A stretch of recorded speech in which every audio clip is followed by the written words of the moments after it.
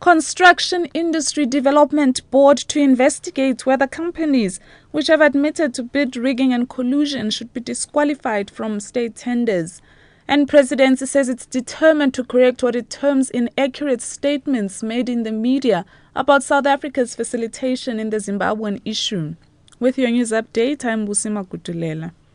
The Construction Industry Development Board says it will investigate whether companies which have admitted to bid rigging and collusion should be disqualified from state tenders.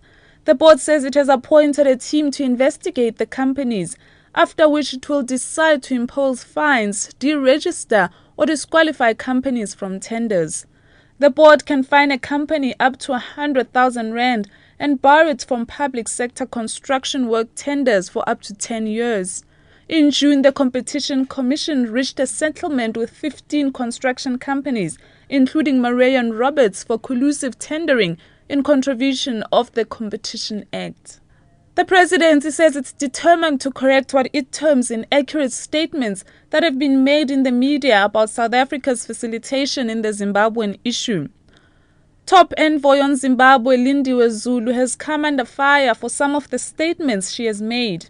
Presidency spokesperson Mark Maharaj says the relationship between the ANC and Zimbabwe dates back to the liberation struggle, and President Jacob Zuma remains committed to it. President Zuma took into account concerns being raised from Zimbabwe's side in public about the issues, and when we looked into the matter, clearly there were a number of statements that were unfortunate and regrettable. And the President said, look, let's get back to the rules of the game. And the rules are very clear. President Zuma is the one President of South Africa appointed by SADC as the facilitator. He is the one who has the mandate to speak on behalf of SADC on the issues of facilitation.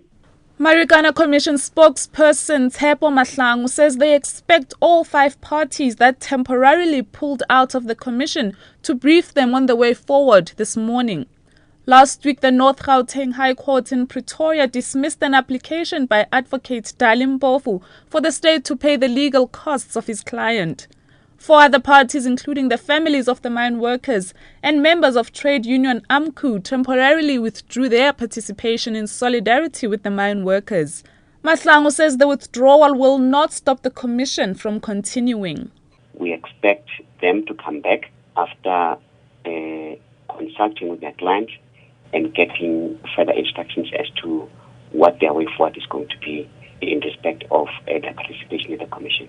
We will have to continue. We don't want to preempt what they're going to be saying to the commission, but the commission is not dependent on anybody to continue its work. It is well structured to be able to can fulfill its mandate adequately. 9 people are expected to appear in the Blue Downs Magistrates Court on the Cape Flats today on a charge of public violence. They were arrested after residents from Kukuletu on the Cape Flats invaded a housing development in Eerste River at the weekend. Police fired rubber bullets to disperse them. About 800 units were built in Eerste River over 2 years ago. Western Cape housing authorities say 600 were given to residents for free and the rest are bonded. However, the invaders also want to claim the bonded units for free. Provincial Human Settlements Minister Bonginkosi Madikizela. These people were earmarked to benefit in the project, but unfortunately, they were not approved by the banks, and therefore they cannot be accommodated in the project if they were not approved by the bank in terms of the policy. Therefore, then there are claims that those are their houses and they are entitled to them are baseless, and therefore they are breaking the law.